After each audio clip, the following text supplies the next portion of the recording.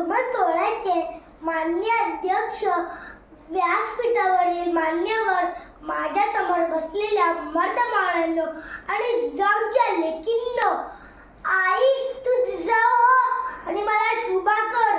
आई तू जिजाऊ हो आणि मला शुभा कर. सांगू नको सिंगरेला, गाऊ नको अंगाई. सांगू नको सिंगरेला, गाऊ नको अंगाई. फक्त सांग कसे होते शुभा आणि त्याची आई. फक्त सांग कसे होते शुभा आणि त्याची आई. नमस्कार, मी ज्ञानशू बांबळे तुमच्या समोर विषय मांडतो.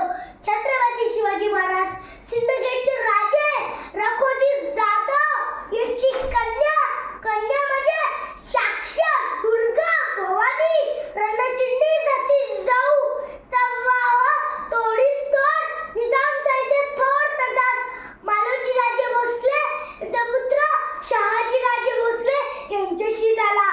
तेव्हा या महाराष्ट्राच्या भूमीवर मुघलांचा तांडव माजला होता. हाडाची काढा, रक्ताचं पाणी करून मांजर जगत होती. तेव्हा महाराष्ट्राच्या मातीला हवा होता एक झंकार, झगमगता पेटता अंगार. अखेर ती वेळ आली. 19 फेब्रुवारी 1630 रोजी शिवनेरीवर एक तारा चमकला. तारा जिजाऊच्या पोटी एक हिरा जन्माला आला. तो हिरा स्वराज्याचा छावा झाला. त्याचे नाव शुभा. शुभाला जिजाऊंनी लहानपणापासून राजकारणातले तलवारबाजी, घोडेस्वारी यांचे प्रशिक्षण दिले होते.